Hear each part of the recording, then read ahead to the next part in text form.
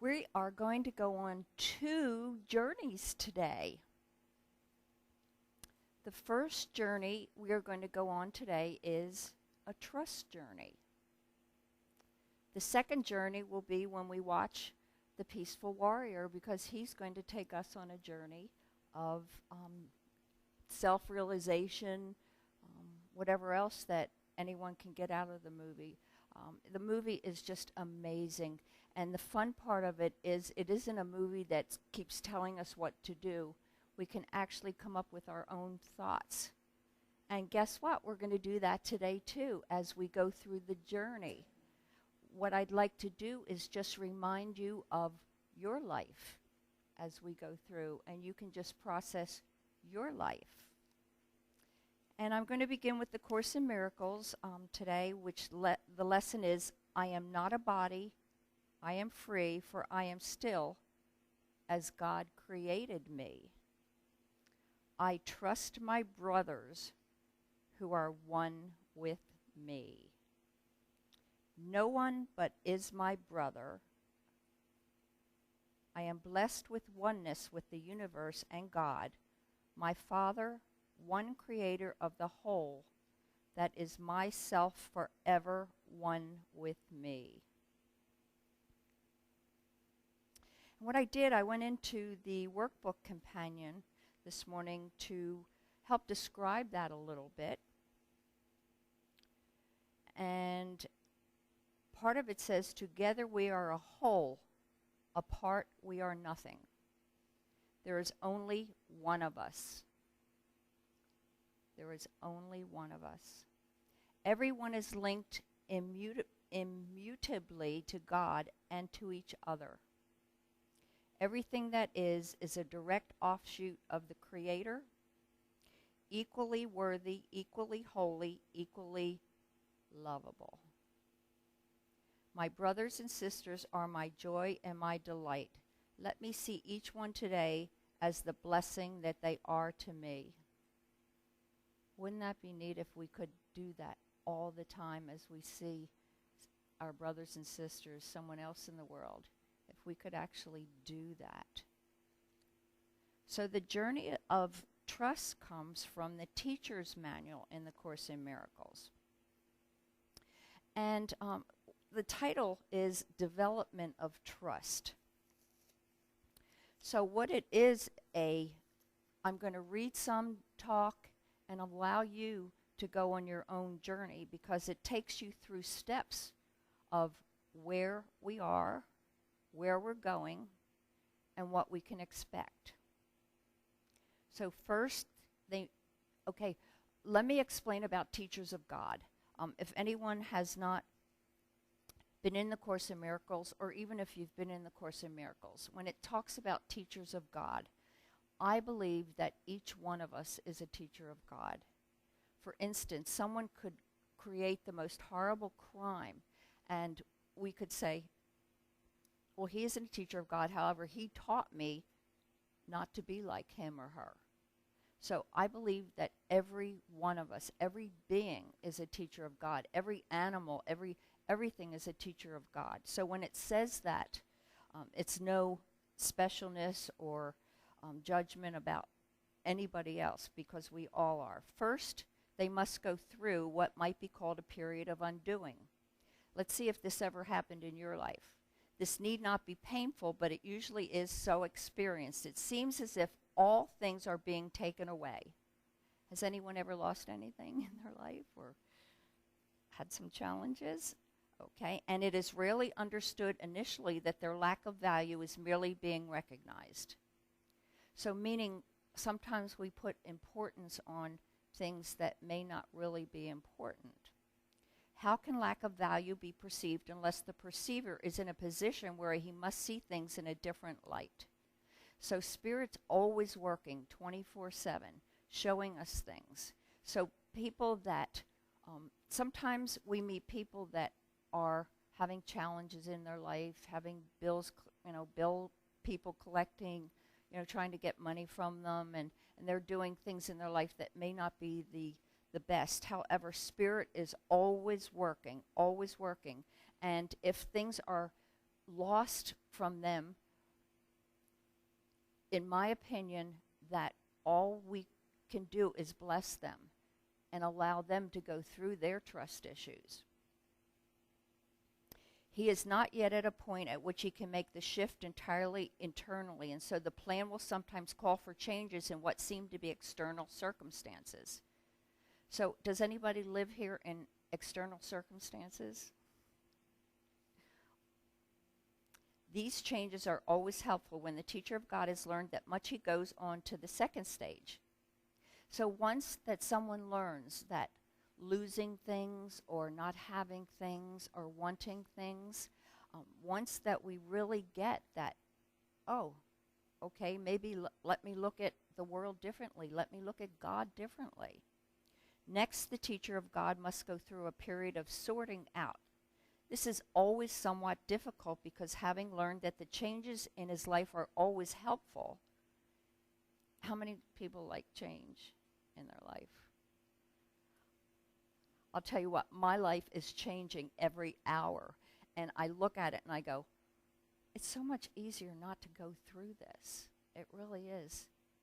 So change is always for the best, like chaos. You know, I used to get into chaos and think, oh, we're chaos now as you come into the house. But I looked at chaos as confusing and I was unsettled. And now if I can get through chaos, I can look at the other side, because always chaos in my life brings clarity. He will find that if not most of the things he valued before will merely hinder his ability to transfer what he has learned to new situations as they arise, because he has valued what is really valueless.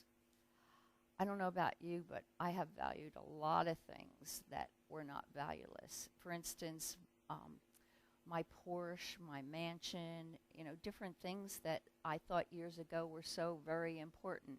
Actually, I was watching Top Chef the other day, and the one that, I don't know if any of you have seen it, but the one that got thrown off to pack their knives and go, she was walking out and she said, do you know what? What I was doing is I was trying to look good.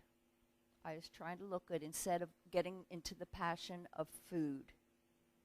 So what are we doing that's valueless? He will not generalize the lesson for fear of loss and sacrifice.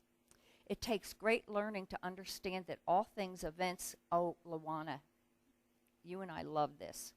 It takes great learning to understand that all things, events, encounters, and circumstances are helpful. It's not our one that we look at all the time, but this is kind of similar to it. Everything is helpful. It is only to the extent to which they are helpful that any degree of reality should be accorded them in this world of illusion. The word value can apply to nothing else. So on our journey, we've gone through the loss of things. We've gone through what we're looking at. What is value? What is value in our life? What is important? So now the third step as we go through the journey is that it's something called a period of relinquishment. Relinquishment, if this is interpreted as giving up the desirable, it will engender enormous conflict. Oh, so I don't have to give up my nice car or my nice house or my nice clothes. It's saying that I might have interpreted as enormous conflict. There is, however, no point in sorting out the valuable from the valueless unless the next obvious step is taken. Ooh, asterisk. Therefore, the period of overlap is apt to be one in which the teacher of God feels called upon to sacrifice his own best interests on behalf of truth. Last Sunday we talked about sacrifice and how we can give up things. And so what it's saying here is that we're sacrificing the valueless. So once we get clear on what's valuable, we can look at what's not valuable. So we're giving up the valueless. That might be looking good, something like that. Through this, he learns that where he anticipated grief, he finds a happy, lightheartedness. Who in here likes lightheartedness? Where he thought something was asked of him, he finds a gift bestowed on him. So the gift of giving up, valueless, we get bestowed a gift of lightheartedness. So now, where in the journey are you? Have you been through those things? I have a feeling that everyone here has been through those things. And what this is doing is it's bringing it to the conscious level of what we've done, allowing us to see what other people are required to do on their path so that we can actually give up judgment of other people and just allow them to be in step 1, 2, 3, 4, whatever it is, on their journey. So now comes a period of settling down. This is a quiet time in which the teacher of God rests a while in reasonable peace. Anybody here have that? It could be a day, it could be a week, it could be 5 minutes, going on to the next one. It could be years. Now he begins to see the transfer value of what he's learned. So looking at what I've learned, what am I about? What do I value? What's important? Its potential is literally staggering, and the teacher of God is now at the point in his progress at which he sees in it his whole way out. How can I get out of this? Anybody want to get out of this? Yeah. Give up what you do not want and keep what you do. Oh, that's simple. And give up what you do want and keep what you do. Wait, let's see. Give up what you do not want and keep what you do. And to me, we always look at things like a large percentage of the time in physicalness. And what this is talking about mentalness instead of physicalness. Robert would probably say, we'll give up some of the cats, something like that. And it might be, well, let me get in a better space about my wife's values.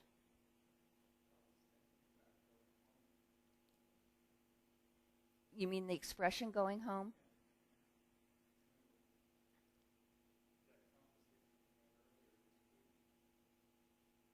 Do you remember what it is? I don't remember. So much has been going through my mind. Oh, when life gets hectic, I want to go home. Correct. So saying giving up my wanting to go home value would be a very positive thing. Yes, it does. When things get, and it's been real hectic in my life this week, and the first thing I do is I just want to go home, and I just don't even know where home is. I mean, maybe I might look at where home is, but, the chocolate chip cookies, somebody taking care of me, everything's clean and neat. Oh, tucked into bed at night? Absolutely. How simple is the obvious? How simple is it? And how easy to do? Simple and easy. I don't know. Sometimes things are simple, but I don't know how easy. Well, let's make them easy. The teacher of God needs this period of respite. Respite. I know it's an interval, a break, a breaking, an intermission. Just to breathe. He has not yet come as far as he thinks.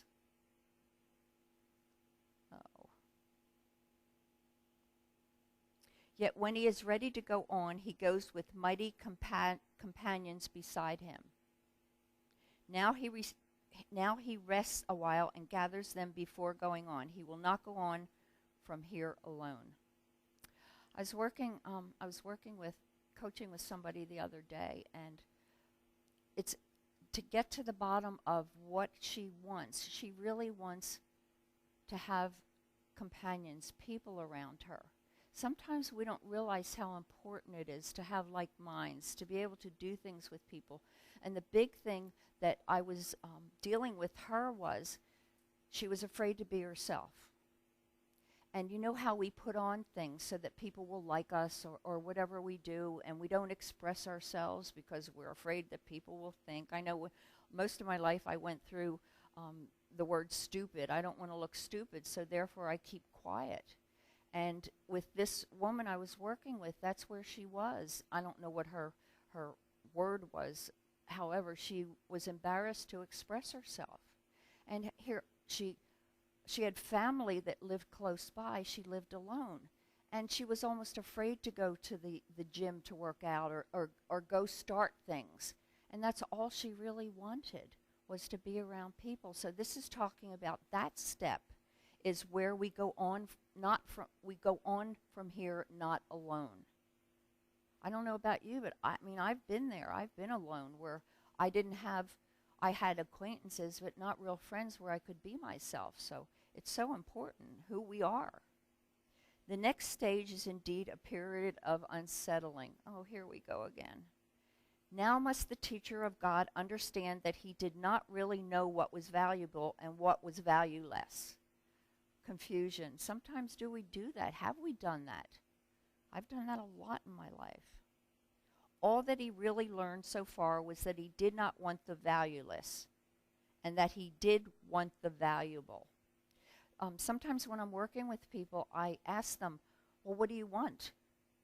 And most people are not able to tell me in the beginning what they want. And the first thing that most of the people that I work with say, well, I want a new car. I'm just, making up things. I don't know what they say, but I want a new car, or I want a new house, or I want a better job. And then when we get down to the real nitty-gritty, it's, what do you really want? Well, you know what? I want peace. I want happiness. I want joy. I want health. I want abundance. I want friends. So that if we're giving up the valueless, yet in his, it always says his, okay, yet in her own sorting out was meaningless in teaching him the difference. The idea of sacrifice so central to his own thought system, I'm going to say our, okay? I'm going to say our instead of his. The idea of sacrifice so central to our own thought system has made it impossible for us to judge. Oh, are we full of judges? Judgment, judgment, judgment. Without even knowing it. Without even knowing it, we have opinions. So the idea of sacrifice so central to our own thought system has made it impossible for us to judge what is valuable, what is valueless. Our thought, he learned, I'm trying to change our, and I've got to use different pronouns here. Our thoughts, we thought learned willingness. Hope you got that one. But now we see that we do not know what the willingness is for. So we thought we learned willingness. I'm willing to do this, I'm willing to do that. For instance, I have two wonderful girls, and sometimes they were so truthful about their willingness. Well, I'm not willing to do this. Whatever it is. Have you had any spouses, children, aunts, uncles, nieces in your life that just was not willing to do this? Well, how about us? Are we willing to do what we are supposed to do to move forward? Are we listening? Last week we talked about Spirit's Agenda from Don Neil Walsh. And are we willing to listen to our Spirit's agenda for the day? Well, I'm not willing sometimes. And then it goes clunk, clunk again. Are you willing to listen to your Spirit's agenda? Oh no, I'm too scared. I don't want to do that. That's, what happened this week with some of the people I was, they were too fearful to move forward. Now we must attain a state that may remain impossible to reach for a long, long time. Do you mean that I've been looking for things since I got into New Thought 30, almost 40 years ago? I am still looking. So it could take a long time. However, what I've seen in the past few years is that energy is moving so much faster and things are happening so much faster that it's not going to take another 30, 35 years to get where we want to go. We can get there so much sooner, so much faster. So we must learn to lay all judgment aside.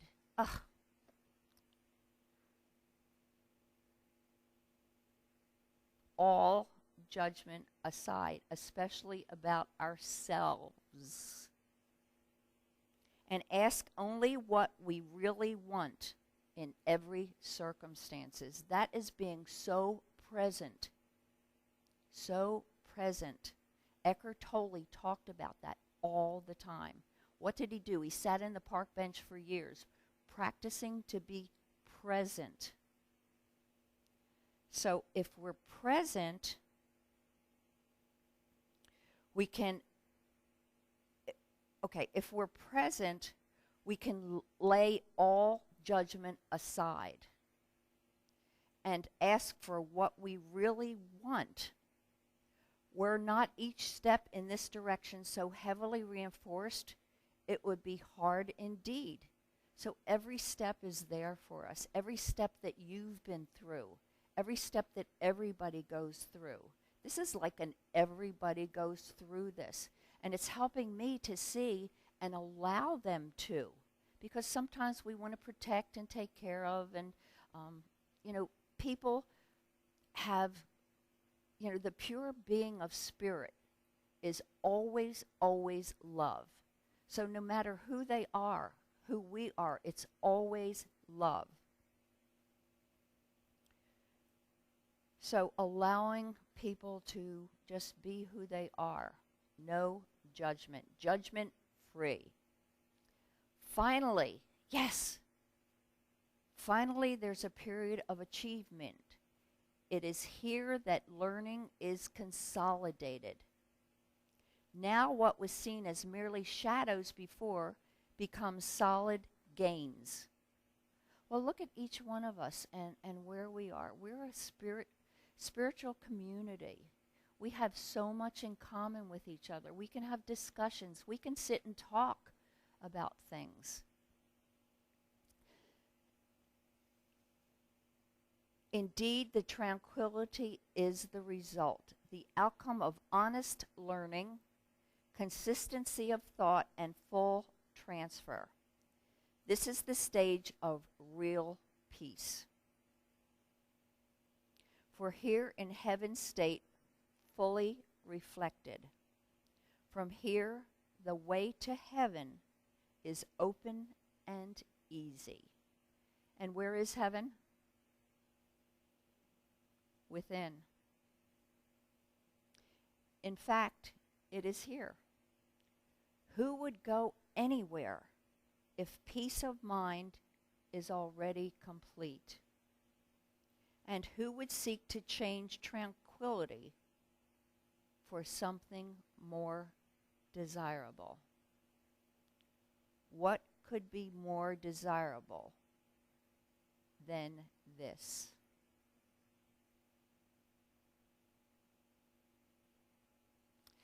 I know for years when I was in the course, when I started the course, years and years ago, it always talks about peace, and I thought, that's what I want. And as the years went by, I saw that I didn't really want. I still was remaining in that physical world of wanting things and everything that this talked about today. And some years ago, I said, you know what? I really do want peace. And what will it take to have peace? And what comes up for me is Tracy always says, most of you either were here when we played the movie Eat, Pray, Love or read the book. And I always laugh at what Tracy said. Well, Mom, you've been stuck in Pray for 15 years here. And you know, we have been so blessed, so fortunate that we have had the time to do that. We really, really have. So I want to end this with any comments, anything anybody wants to say about this? Any questions? Can you see the journey? And if anyone's staying today for the Peaceful Warrior, we're going to go on a further journey to just modify, to impact, to just everything that we talked about today, your thoughts. See, whatever I said today doesn't really matter, because most of the time we don't really listen to the speaker. We're always in our own head. We're always thinking about our life and what's going on in our life and the decisions we're making about it. So hopefully the Spiritual Warrior will take you in another direction today to help just solidify your journey. So if there are no questions, I'd like to do a meditation from Louise Hay, and I let her do it by herself today. I did not add anything to it, and it's beautiful. So if you'll just get comfortable in your seats, and after this, of course, I wrote a poem, so I'll be reading that to you. However, this is about trust and trust and trust. In the infinite of life where I am, all is perfect, whole, and complete. I believe in a power far greater than I am that flows through me every moment of every day. I open myself to the wisdom within, knowing that there is only one intelligence in this universe. Out of this one intelligence comes all life's answers, all the solutions, all the healings, all the new creations. I trust this power and intelligence, knowing that whatever I need to know is revealed to me, and that whatever I need comes to me in the right time, space, and sequence. My addition is, I trust now.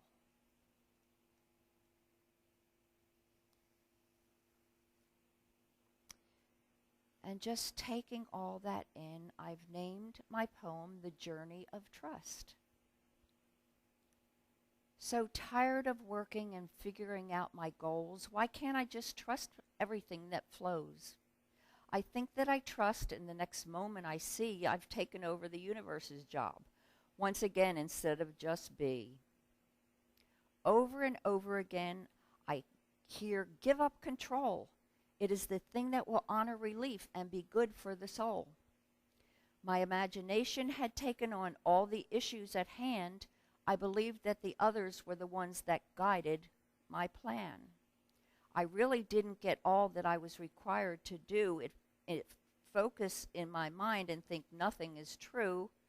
For the love that I want to feel, I can only truly trust. The universe is perfect, and God is a must. For me to live my life with the peace that I choose, no longer do I need to blame it on the people who I felt had abused. For the law of attraction is so perfect for me to receive all the peace, joy, and happiness and everything else that I need, and just accept all that is mine by divine right. It's like lifting me up and I can fly like a kite. So using my intuition and learning more to trust can be just as easy as being sprinkled with glittery fairy dust. So thank you, dear Father, as always you are true, and this makes my world a better place, especially with you. For each of us claims that we trust in our hearts that the truth is in you, dear Father, and that's where we always can start. With much love.